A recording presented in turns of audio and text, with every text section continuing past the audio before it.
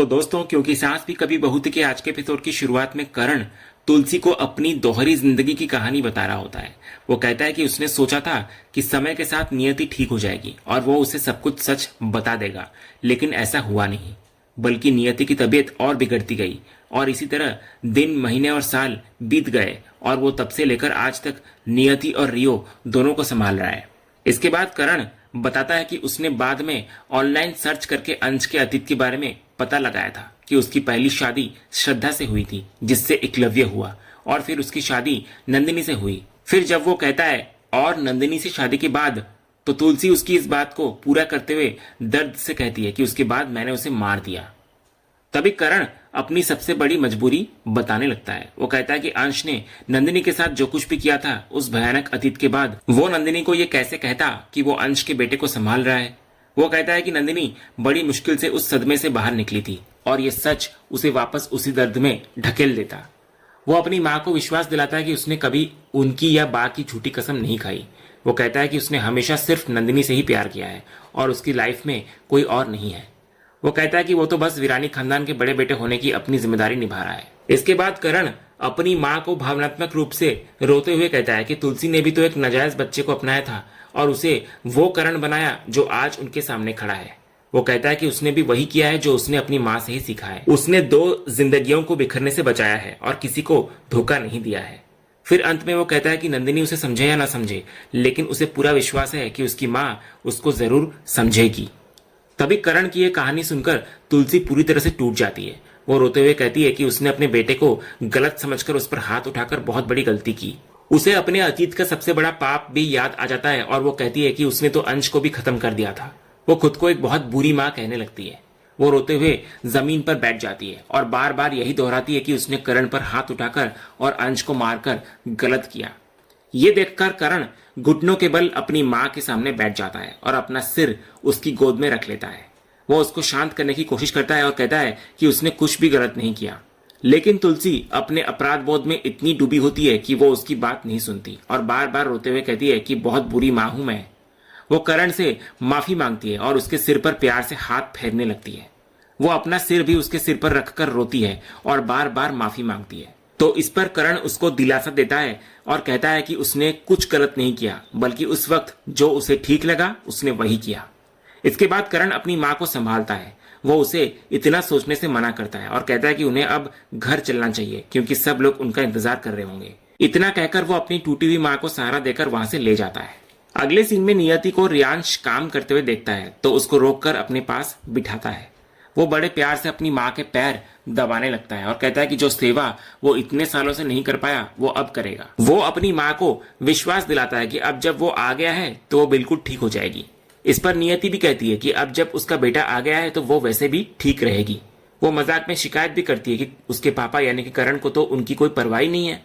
इस पर रियांश तुरंत अपने पिता का पक्ष लेता है। वो कहता है कि उसे उसके पिता के बारे में ऐसा नहीं कहना चाहिए क्योंकि वो बेचारे बहुत मेहनत करते हैं। वो कहता है कि जब वे लोग अमेरिका में थे तब भी उसके पिता दिन रात काम करते थे और अब यहाँ भी दिन रात काम कर रहे हैं। वो अपनी माँ को याद दिलाता है कि उसके पिता जो भी कुछ कर रहे हैं वो उन्हीं दोनों के लिए कर रहे हैं। तो नियति अपनी गलती मानती है और माफी मांगती है। वो कहती है कि उसने अपने पापा के बेटे के सामने ही पापा की शिकायत कर दी तो वो तो उनका पक्ष लेगा ही। वो कहती है कि करण को अब काम से थोड़ा ब्रेक लेना चाहिए क्योंकि वो बहुत बिजी रहता है, यहाँ तक कि कभी कभी घर भी नहीं आ पाता। काम की जगह पर उसे सोना पड़ता है। ये सुनकर रियांश एक बड़ा फैसला लेता है। वो कहता है कि उसने सोच लिया है कि वो भी अपने पिता का साथ देगा। जब उसके पिता यहाँ शिफ्ट होने की सोच रहे हैं तो वो भी यहीं पर शिफ्ट हो जाएगा। ये सुनकर नियति बहुत खुश नजर आती है। वो कहती है कि इससे अच्छी बात तो हो ही नहीं सकती क्योंकि तब वे तीनों एक साथ रहेंगे, जो एक आइडियल सिचुएशन होगी। तभी रियांश मजाक में कहता है कि इससे भी एक अच्छी चीज हो सकती है कि खाने पीने के मामले में उसकी माँ उसे पकाया नहीं। तो नियति भी हंसते हुए कहती है कि वो तो वो करेगी ही और जो वो बोलेगी उसे वो खाना पड़ेगा। अगले सीन में मिहिर और शोभा तुलसी के लिए बहुत चिंतित हो रहे होते हैं। शोभा इधर कहती है कि माँ को गए हुए कितनी देर हो गई है और अब उसे टेंशन हो रही है। मिहिर भी कहता है कि उसे अब तक आ जाना चाहिए था। जैसे ही मिहिर बाहर की तरफ जाने लगता है तभी सामने से तुलसी करण के साथ घर में प्रवेश करती है। मिहिर तुरंत पूछता है कि वो कहाँ थी। शोभा भी करण को तुलसी के साथ देखकर हैरान होती हुई नजर आती है और पूछती है कि वो माँ के साथ कैसे है। इस पर तुलसी एक और कहानी गढ़ती है। वो बताती है कि उसने ही करण को फोन करके उसे घर ले आने के लिए कहा था, लेकिन रास्ते में उनकी गाड़ी खराब हो गई और बारिश भी बहुत हो रही थी, इसलिए उन्हें देर हो गई। ये सुनकर शोभा की चिंता दूर हो जाती है। वो कहती है कि इसीलिए उन्हें इतनी टेंशन हो रही थी। वो कहती है कि उसे लगा कि माँ अकेली है, लेकिन शुक्र है कि करण उनके साथ था। इसके बाद शोभा तुलसी को फ्रेश होने के लिए कहती है और खाना गर्म करने के लिए वहां से चली जाती है। फिर शोभा के जाने के बाद शांति निकेतन के हॉल में एक तनावपूर्ण खामोशी छा जाती है। मिहिर, जो तुलसी की झूठी कहानी पर विश्वास नहीं कर पाया था, तुलसी और करण दोनों के चेहरों को गौर से देखता है। वो उनकी आंखों में छिपे दर्द और तनाव को भांप लेता है और कहता है कि उसे यकीन है कि कुछ बहुत बड़ा हुआ है। वो पूछता है कि क्या कोई उसे बताएगा कि आखिर हुआ क्या है। जब कोई जवाब नहीं मिलता तो वो सीधे तुलसी को पूछता है कि बात क्या है।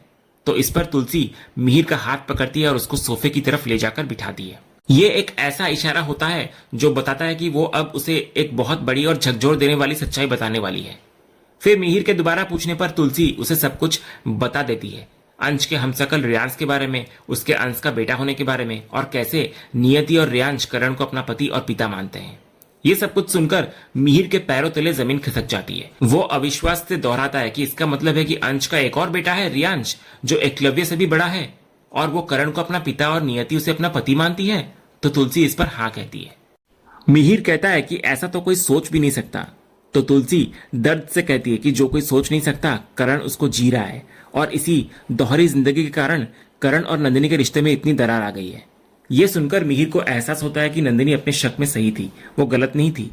तो तुलसी कहती है कि इस सब में करण भी पूरी तरह से गलत नहीं है, वो इसे अपने कर्मों का फल मानती है। वो कहती है कि उसने जो किया, करण उसकी सजा भोग रहा है और उसका कर्ज उतार रहा है। तो करण उसे ऐसा कहने से रोकता है, लेकिन तुलसी कहती है कि यही सच है।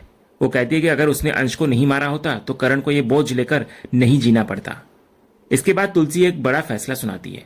वो कहती है कि अब वक्त आ गया है कि यह सच शांति निकेतन में आए और रियांश को उसका हक और उसकी सही जगह मिले। यह सुनकर मिहिर घबरा जाता है। वो तुलसी से विनती करता है कि वो भूल कर भी रियांश को यह ना बताए कि तुलसी ने ही अंश को मारा है। वो कहता है कि रियांश ये सच कैसे झेल पाएगा और एक ही झटके में वे सब उसके गुनहगार बन जाएंगे। वो उसे थोड़ा समय लेने के लिए कहता है। मिहिर उसे और समझाता है कि रियांश करण को अपना पिता मानता है, अंश को नहीं। उसे यह भी नहीं पता कि वो एक नाजायज बच्चा है। अगर वो शांति निकेतन आया तो ये बातें उससे छिप नहीं पाएगी और सबके लिए मुश्किलें बढ़ जाएंगी। वो कहता है कि जब करण ने इतने साल ये बात छिपा कर रखी है तो इसे ऐसे ही चलने दिया जाए। लेकिन तुलसी उसकी इस दलील से सहमत नहीं होती। वो कहती है कि जब भगवान ने उनसे ये सच नहीं छिपाया तो वे कौन होते हैं दूसरों से ये सच छिपाने वाले। वो कहती है कि ये सच देर सवेर परिवार के सामने आ ही जाएगा, इसलिए बेहतर यही है कि वे खुद नंदिनी को यह सच बता दें। इसके बाद जब तुलसी नंदिनी को सच बताने की बात करती है तो करण तुरंत बीच में आता है। वो अपनी माँ को याद दिलाता है कि रियांश बिल्कुल अंश की तरह दिखता है। वो कहता है कि अगर रियांश नंदिनी के सामने आ गया तो उसकी हालत क्या होगी, इसकी वो कल्पना भी नहीं कर सकता। इसके बाद करण भावनात्मक रूप से कहता है कि नंदिनी बहुत मुश्किल से अपने अतीत के उस भयानक सदमे से बाहर निकली है और वो उसे फिर से उसी दर्द में नहीं देख सकता। वो कहता है कि यही कारण है कि उसने आज तक नंदिनी से ये बात छिपा कर रखी है। लेकिन तुलसी करण की इस भावनात्मक दलील को खारिज कर देती है। वो उसे कठोर वास्तविकता का आईना दिखाती है। वो कहती है कि अब वो इस सच को और नहीं छिपा पाएगा, क्योंकि नंदिनी ने नियति को करण के साथ देख लिया है। अगर उसका ये शक यकीन में बदल गया तो करण का घर बर्बाद हो जाएगा। तुलसी मानती है कि नंदिनी का अतीत अंश के साथ भयानक था, लेकिन वो कहती है कि जिस दर्द से नंदिनी इस वक्त गुजर रही है वो भी कम नहीं है। वो करण को याद दिलाती है कि नंदिनी ने उसे सिर्फ अपना जीवन साथी नहीं बल्कि अपनी पूरी जिंदगी माना है और उस पर आंख बंद करके विश्वास किया है। अगर वो विश्वास टूट गया तो नंदिनी भी पूरी तरह से टूट जाएगी। इसके बाद तुलसी उसे चेतावनी देती है कि नंदिनी अपने आत्मसम्मान से कभी समझौता नहीं करेगी। वो उसे बताती है कि नंदिनी ने खुद उससे कहा है कि वो करण को तलाक दे देगी। वो अपने बेटे से अपना परिवार बर्बाद न करने की विनती करती है और उसको सच बताने के लिए कहती है। तभी तुलसी की बातें सुनने के बाद मिहिर भी उसकी राय से सहमत हो जाता है। वो करण से कहता है कि अब जब वो भारत वापस आ रहा है तो इतना बड़ा सच छिपाना मुश्किल होगा, क्योंकि एक झूठ को छिपाने के लिए उसे 1000 झूठ बोलने पड़ेंगे। वो उसको समझाता है कि वो इतने सालों से एक बटी हुई जिंदगी जी रहा है और अब उसे ये सब खत्म कर देना चाहिए। मिहिर उसे हिम्मत देते हुए कहता है कि जो भी होगा वे सब मिलकर उसका सामना करेंगे और वे दोनों उसके साथ हैं। वो उसे जाकर नंदिनी को सच बता देने के लिए कहता है। इस पर करण हिम्मत जुटाता है और कहता है कि ठीक है, वो अभी जाकर नंदिनी को सब कुछ बता देता है। लेकिन तुलसी उसको रोक देती है। वो कहती है कि अभी नहीं, क्योंकि नंदिनी सो रही होगी और कम से कम आज के दिन उसको आराम करने देना चाहिए। वो कहती है कि वे कल एक सही समय देखकर उसको सब कुछ बता देंगे। इसके बाद तुलसी करण से एक और सवाल पूछती है। वो पूछती है कि क्या इतने सालों में नियति और रियांश ने कभी उसके माता पिता के बारे में नहीं पूछा? तो करण कहता है कि उन्होंने पूछा, लेकिन हर बार उसने कोई ना कोई बहाना बनाकर बात को टाल दिया। इसके बाद अंत में करण कहता है कि वो कल सुबह रियांश और नियति से मिलने के बाद जब वापस आएगा तो वे सब मिलकर नंदिनी को सच बता देंगे। अगली सुबह करण नियति और रियांश के मलाबार हिल वाले फ्लैट में मौजूद होता है और उनके लिए नाश्ता बना रहा होता है। तभी नियति और रियांश बाहर से आते हैं। उन्हें घर का दरवाजा खुला मिलता है, जिससे उन्हें शक होता है कि घर में कोई चोर घुस आया है। तभी रियांश तुरंत सतर्क हो जाता है और अपनी मां की सुरक्षा के लिए पास में रखा एक फूलदान उठा लेता है। वो दबे पांव अंदर आता है और उस चोर पर हमला करने ही वाला होता है कि तभी वो देखता है कि वो कोई और नहीं बल्कि उसका पिता करण है। तो नियति और रियांश दोनों करण को वहां देखकर हैरान हो जाते हैं। तभी करण मुस्कुराकर माहौल को हल्का करते हुए कहता है कि क्योंकि वो कल रात उनके साथ डिनर नहीं कर पाया था, इसलिए उसने सोचा कि वो सुबह का नाश्ता उनके साथ कर ले। वो उनको दिखाता है कि उसने उन सबके लिए क्या क्या बनाया है और उनको नाश्ता करने के लिए बिठाता है। तभी रियांश मजाक में अपने पिता से कहता है कि अगर 2 सेकंड भी देरी हो जाती तो उसे ऐसा बम्बू मसाज मिलता कि वो याद रखता। वो कहता है कि करण ने तो उसे डरा ही दिया था। तभी करण भी उसी के अंदाज में जवाब देता है कि उसे उसके फौलादी हाथों से डर नहीं लगता, क्योंकि वैसे भी उसे तो कुछ दिनों में वापस चले ही जाना है। तो इस पर यही रियांश एक बहुत बड़ा खुलासा करता है। वो कहता है कि अब जब करण भी भारत में शिफ्ट होने की सोच रहा है तो उसने भी यहीं शिफ्ट होने का फैसला कर लिया है और उसकी मां ने उसे इसकी परमिशन भी दे दी है। तो करण ये सुनकर चौंक जाता है और पूछता है कि वो ऐसा क्यों करना चाहता है। तो रियांश बोलता है कि जब उसके माता पिता दोनों यहाँ रहेंगे तो वो अमेरिका में अकेला रहकर क्या करेगा। वो कहता है कि करण का काम का बोझ भी बहुत ज्यादा है और उसके यहाँ रहने से उन्हें बहुत बड़ी हेल्प मिलेगी। इधर करण के चेहरे पर आई चिंता को देखकर रियांश पूछता है कि क्या वो इस फैसले से खुश नहीं है। तो करण सफाई देते हुए कहता है कि ऐसी बात नहीं है और वो चाहता है कि उसका बेटा उसके साथ रहे, लेकिन उसने अपना सब कुछ अमेरिका में सेट किया है और वो नहीं चाहता कि उसकी वजह से रियांश अपना सब कुछ छोड़कर यहाँ आ जाए। तो इस पर रियांश एक बहुत ही मार्मिक दलील देता है। वो कहता है कि जब करण अपनी फैमिली के लिए यहाँ शिफ्ट होने का सोच सकता है तो क्या वो अपने माता पिता के लिए यहाँ शिफ्ट होने का नहीं सोच सकता। वो कहता है कि उसने जो भी कुछ वहां बनाया है वो यहाँ दोबारा और उससे भी बेहतर बना सकता है। वो अपने पिता से कहता है कि जैसे वो उन्हें सपोर्ट कर रहा है उन्हें भी उसे थोड़ा सपोर्ट करना चाहिए।